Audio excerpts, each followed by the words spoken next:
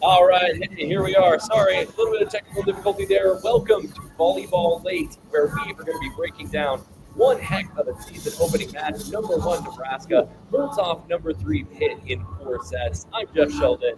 I'm Lincoln Arneal. Lincoln Arneal. Of course you are. And hey, we are live at the ABCA block party where you can hear the sweet sounds of Honeytown entertaining the fans outside. We're going to try to speak up when we can. It's such a fun atmosphere, and it's only more festive because of Nebraska. There were some shady moments, right? They came to play. Harper Murray stepped up late. They hold off 3-1, and we're going to break that down for you in just a little bit. You can leave your comments, put your questions in the YouTube comments, and we will get to them throughout the show. Just a little bit about Volleyball Late. We came up with this idea in the spring. We're going to be doing this live post-game reaction after select Nebraska volleyball matches. Not all of them. Yeah, select. Not all. Like Sunday, if the rest plays on Sunday, we'll do our full show Sunday night. But usually if it's a weekday game or a Friday evening game, yeah.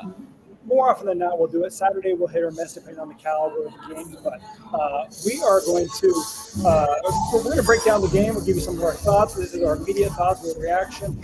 I already wrote a very quick story that you can read on Husker Match. Jeff will share his thoughts. But Nebraska, what a fun way to start the season. PBA was the first college volleyball match in PBA. Yeah, that was fun. Yeah, absolutely. About 15,000 fans, we think. I don't know if there's a box, an official total on the box score.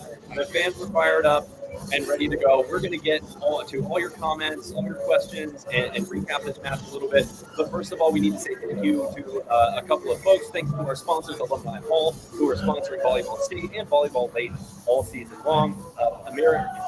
Nebraska's premier collegiately licensed dealer. You can get all your Husker gear there, and we will send you 15% off, right? If you go into one of the two stores downtown at 11th and P or down at Southwood Pavilion, 27th and Pine Lake Road, tell them you're a listener to Volleyball State, and we're going to save you 15%. Or if you're shopping online at alumnihall.com, use the promo code Volleyball State, all one word, and we are going to save you 15% there. Also, Lincoln, we're doing this free as part of the We're So Back I-80 Club weekend. So back. Thank you so much to many of you who might be tuning into Volleyball State today or Volleyball Late tonight for the first time. Volleyball Late is going to be a subscriber-only feature going forward. It's for just $5 a month. You get all sorts of bonus content. You're going to get some newsletters from Lincoln and I. You're going to get access to live shows, maybe even some bonus shows this year like we did all during the spring. You can subscribe for just $5 a month at patreon.com/I80Club. Yeah, and next to our unofficial spots tonight, Gate 25, we're in their damage section. They kind of hooked us up with, we sit out the rain instead of the sun today. So they're not really a sponsor, but they provided us space and some Wi-Fi. So thanks to the good fellows. Absolutely. And a big thanks, too, to NRG Media, who's running this ABCA block party. Amy Graham, Jack Mitchell, thanks very much for letting us party with you. And let's get to it, huh? Nebraska takes down Pitt. You know, it was very clear, I think, that Pitt probably had the best player on the floor tonight, like we talked about in the pregame show. But Nebraska balanced, got a little bit from everyone, and Harper Murray especially came to play late. Yeah. I mean, looking back, Babcock finished with 21 kills, but took 58 attacks. That's a lot of attacks. And Nebraska did a good job for the most part of really controlling the game. She had to work for it. She had 14 hitting errors. A lot of those were blocks. A lot of those were just her trying to swing and ball sailing a little bit on her. But she was, I mean, like you said, I agree. She was the best player on the court, but Nebraska had the best team and ended up winning in 4. Well, and she got off to a really slow start, too. I think she might have been hitting negative after game 1 or close to negative after game 2, which kind of got away. Pitt got off to a slow start. Pitt did not record a kill until 10-10 in the first set. It was just a weird start. Nebraska was also, I think they were nervous. They were pretty high air to start the match. They were hitting 100 in the first portion of that first set. So it was really, I think teams were settling in, getting used to the atmosphere, playing in a big arena, and also it's the first time match of the season, too. They're figuring out who they are. Yeah, absolutely. I mean, the Nebraska and Pitt were both high air. Nebraska and Pitt were both high air to start the match. The difference was Nebraska was actually putting away kills. I think I counted, according to my notes, Pitt had 12 swings in the match to start the match without a kill. Nebraska was putting away kills, except they were also committing service errors, attack errors. Virginia Adriano had a little bit of a slow start to her Husker career offensively. talk about her in just a little bit.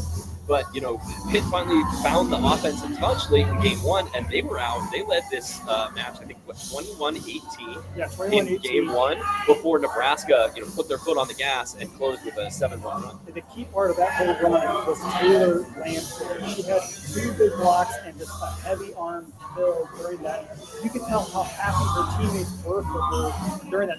After that first game, the blocks were considered to be a Babcock dudes. They weren't just run the mill. They were impressive blocks. So Taylor Landford really keyed that 7-1 run to close that first set. I want to talk a little bit more about Taylor Landford. Why don't we get into her?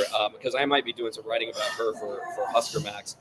Taylor Landford, the stat line doesn't exactly jump out to you offensively. 8 kills, 4 swings, she did 174.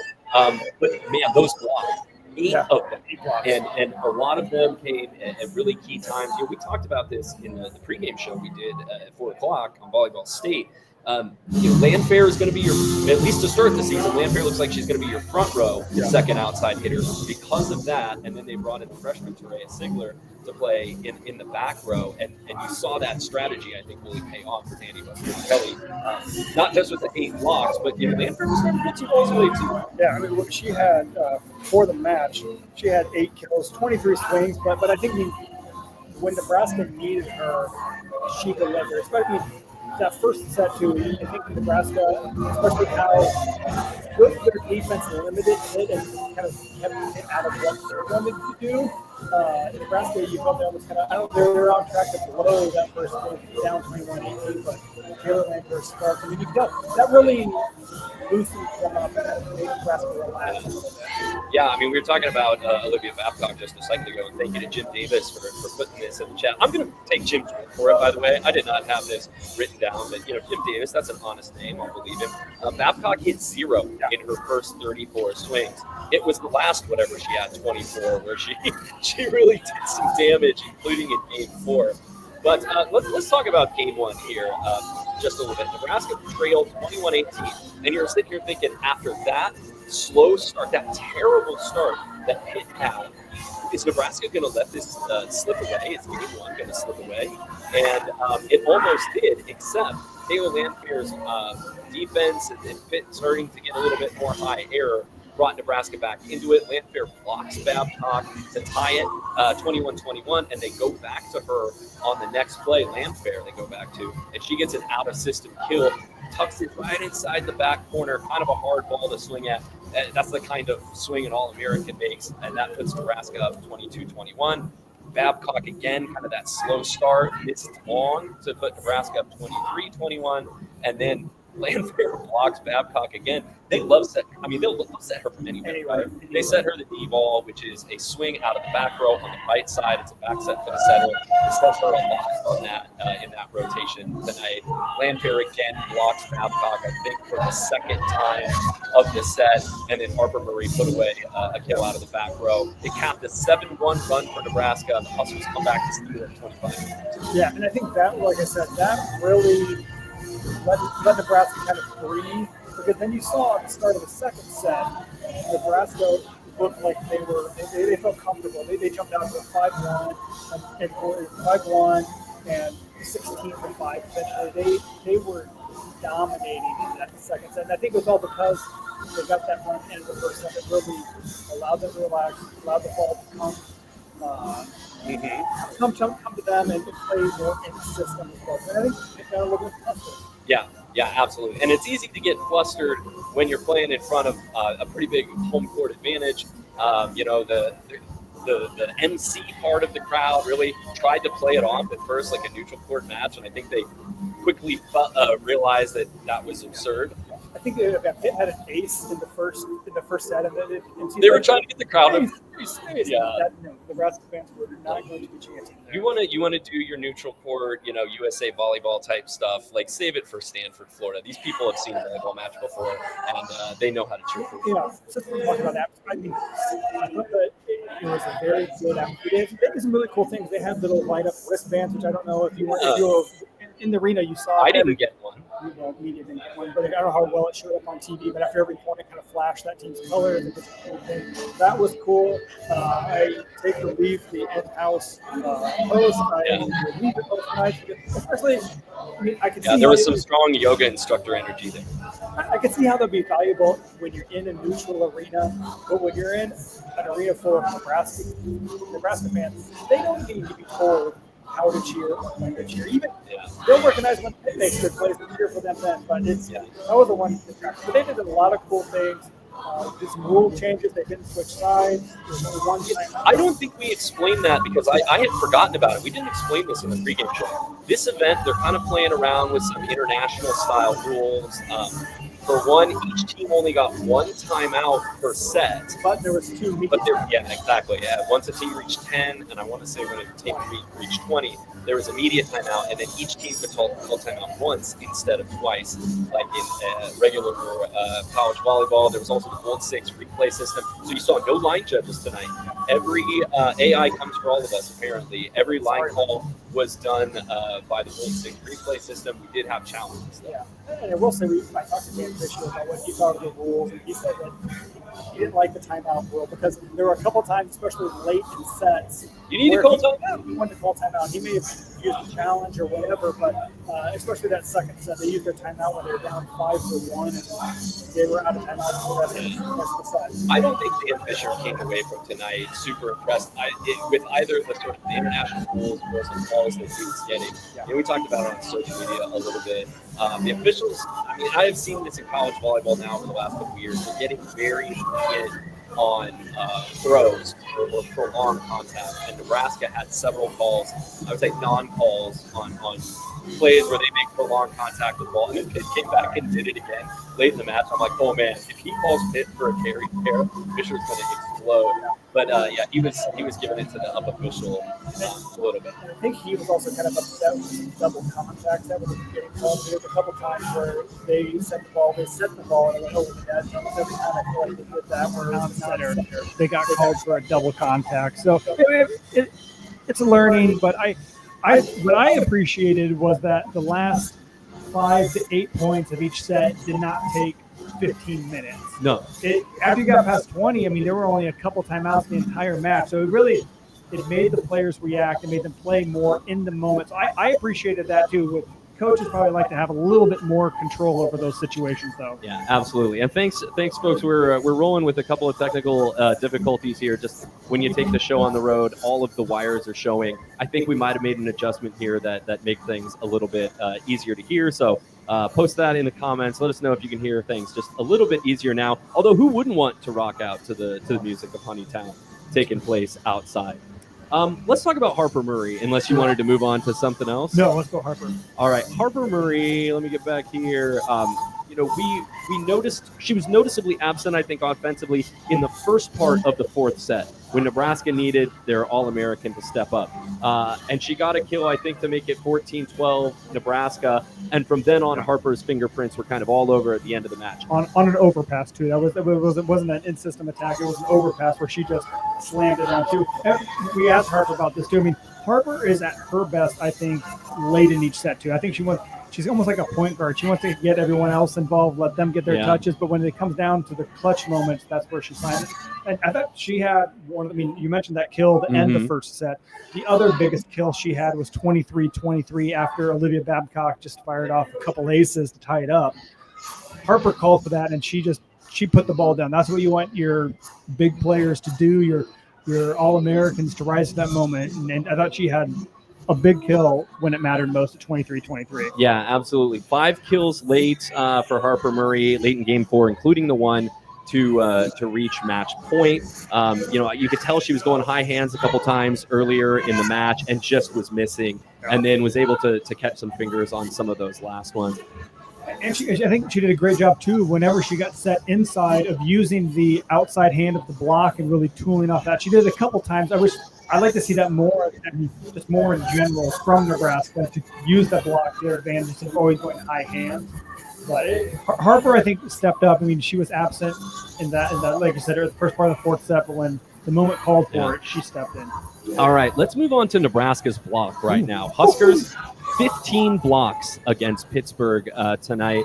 They held Pitt. Let's see if I can find it they held Pitt to 111 hitting. Pittsburgh last year, just for context, hit like 332 on the season. Nebraska holds them to 1/3 of what they were at last year.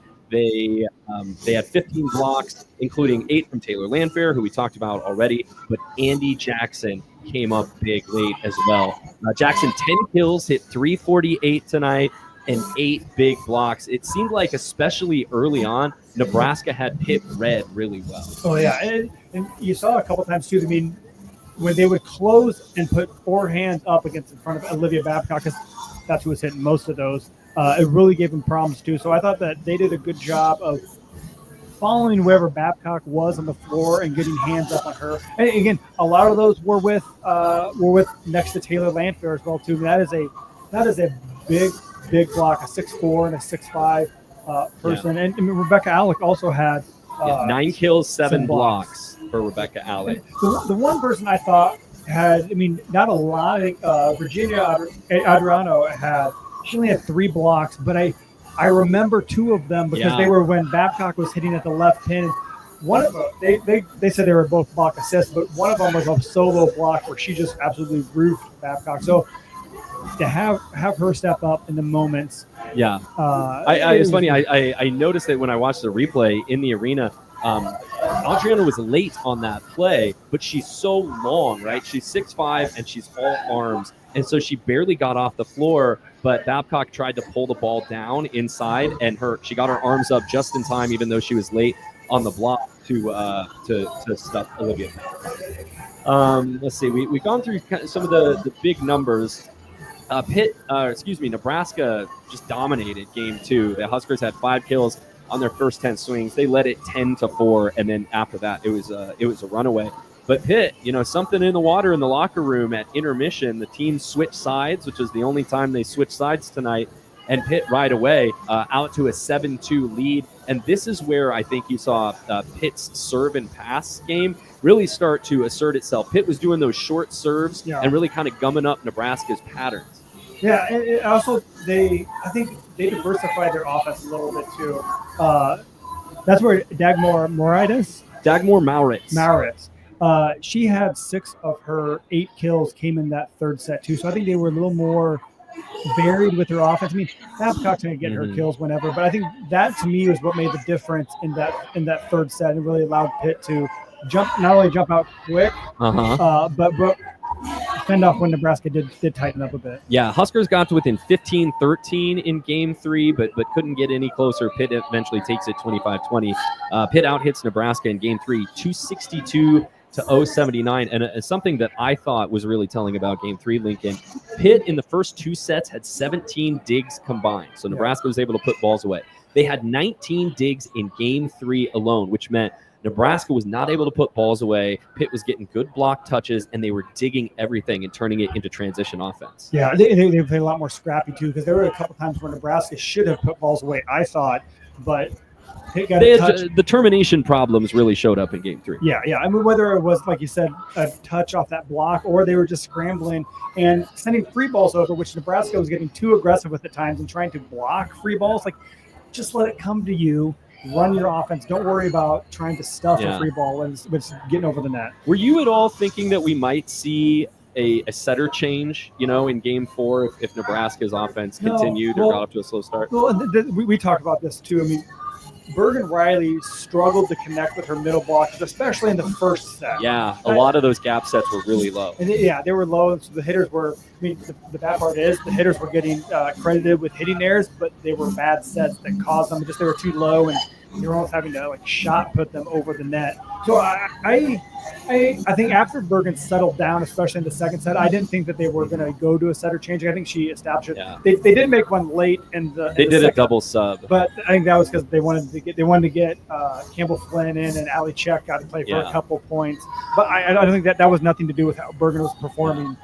Check actually put away the ball that ended game 2, and then I don't believe either of those players was in for the rest of the match. The other player for Pitt who really stepped up in game 3, you mentioned earlier, Dagmar Mauritz, who I believe is a freshman outside hitter stepping in there. 6 kills and 1 error after a slow start in game 1. That was her in the first 2 sets. 6 kills, 1 error in game 3. I want to take a look at her numbers here because I don't remember Oh my gosh! You know who we talked about in the pregame for Pitt that did very little tonight was Blair Bayless. Blair Bayless, who had 18 kills in Pitt's blue gold scrimmage, 0 kills on 9 swings. She had 1 block. Well, and she only played 2 sets. She only played two sets. I think they ended up going with Dahlia Berlan and Sophia Gregorio. How do you say it? Yeah. Gregoire. Yes, it's still French there. They ended up going with those two a little bit. Neither of them were very effective either. But so one of the keys was who else was going to get kills from the left side. They got one good player. One player kind of produced it, but they didn't get enough from that second. But besides Babcock and Moritz, the rest of the team had 13 kills. Yeah. Absolutely. Hey, for Volleyball Late, we're not going to do these for a long time. These are not hour-long shows. We're usually shooting for about, 20 to 30 minutes. Feel like we can go a little bit longer tonight.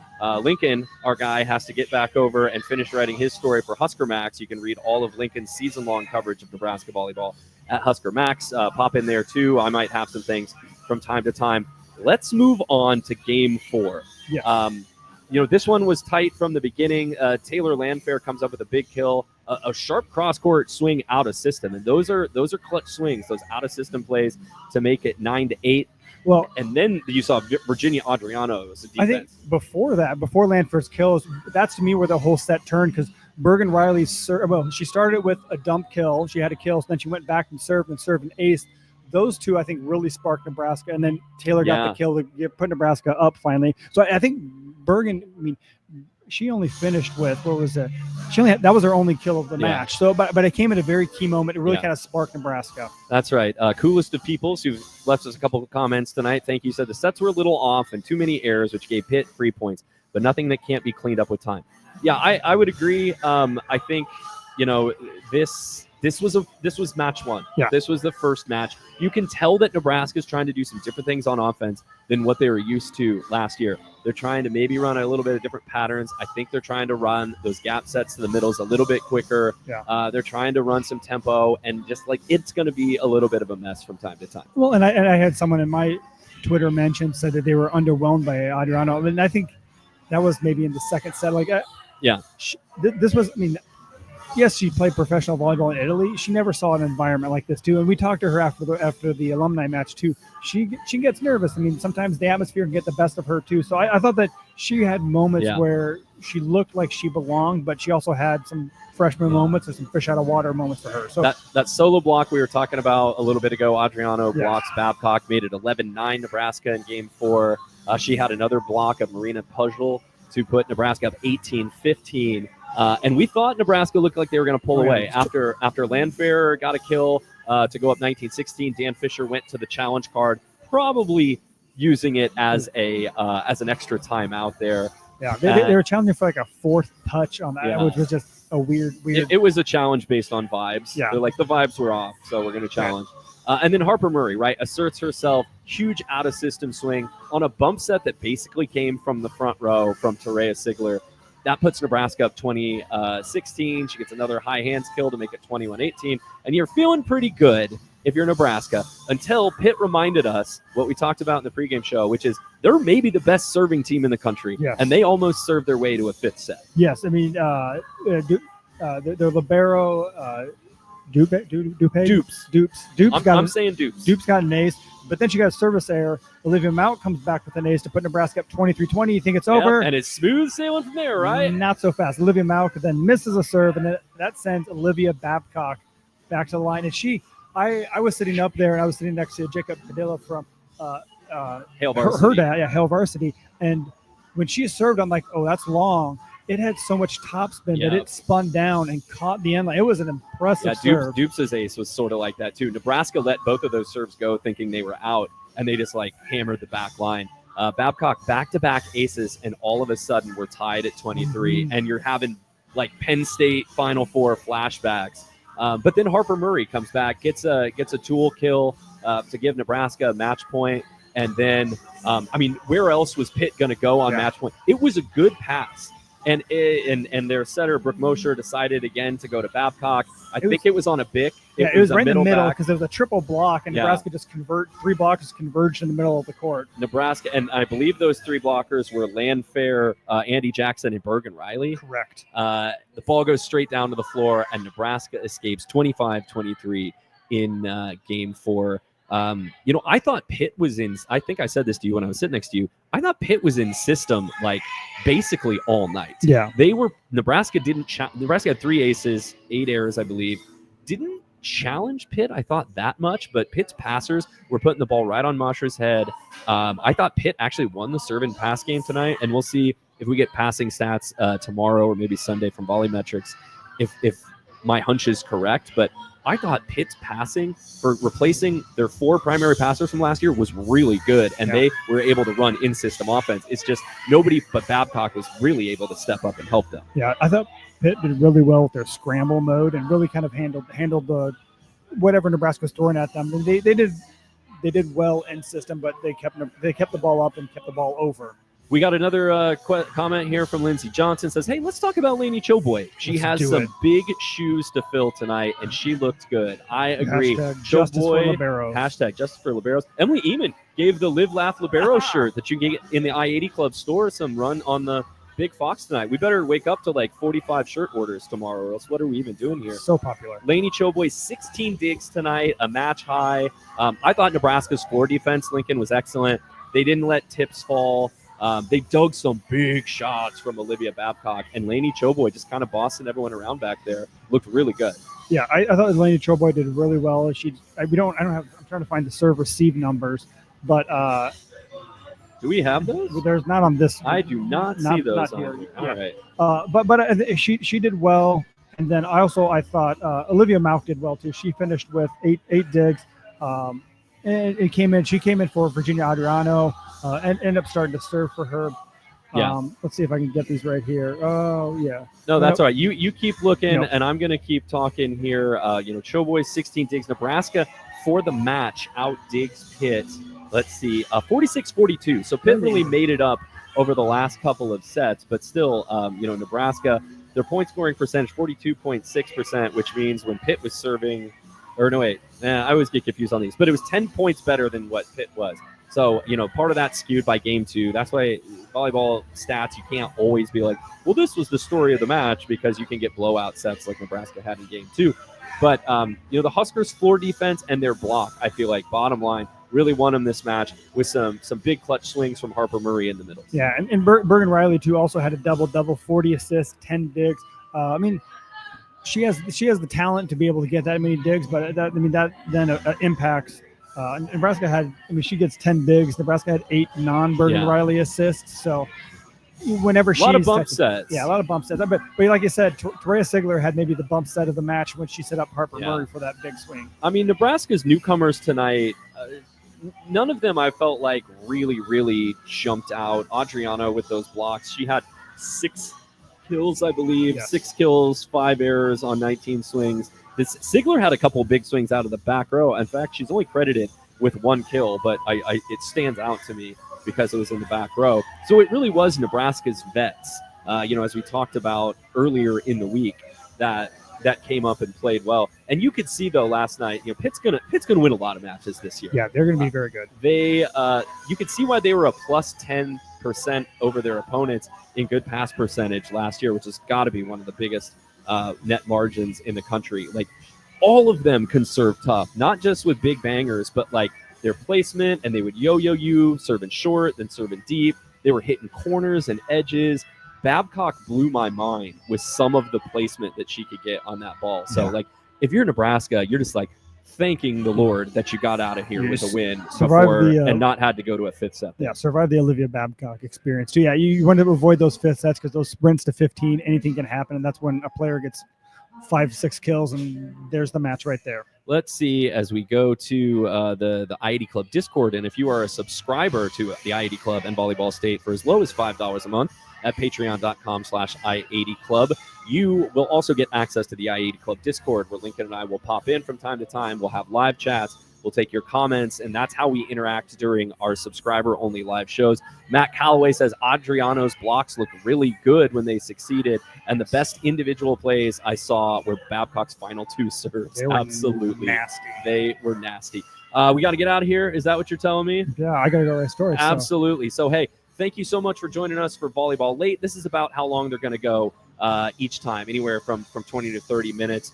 Follow us on social media at Volleyball Pod. Check out our link tree at volleyballstate.com. That gets you everything you need to know. And don't forget to join us on Sunday night at 7 o'clock. That's going to be our next full Volleyball State. We're going to be breaking down the Stanford match from Sunday afternoon. Maybe we'll talk about this one a little bit, and we'll look ahead to the Nashville block party next week, where Nebraska is going to go down and play Lipscomb and Kentucky. Lincoln, you want to take us home? Yeah. So again, Sunday night will be free for everyone. So even if you're not a subscriber, you can watch along with that. It'll be in your podcast feeds immediately. So tune in for that. If not, thanks for listening to us afterwards. So that's all we got for tonight. So Nebraska starts off 1-0. DBK gets her first ever, and this was 1,500 win in program history. 1,500. I was just going to say that as too. That's a pretty significant milestone. And runs the home winning streak to 46 matches. Does this count as a home match? I think so. Okay. Nate's going to count it as one. Well, might as well. So that's all for Jeff and I. Thank you very much for listening. We'll be back to you very soon. Read all of our stuff at Huskers Illustrated. Follow us on social media. Husker Max. Husker Max. Husker Max is That's where Habit. we're right Sorry. now. Habit. I'm sorry. Husker Max is where you do that. So thanks for listening, and thank you for living in the Volleyball State.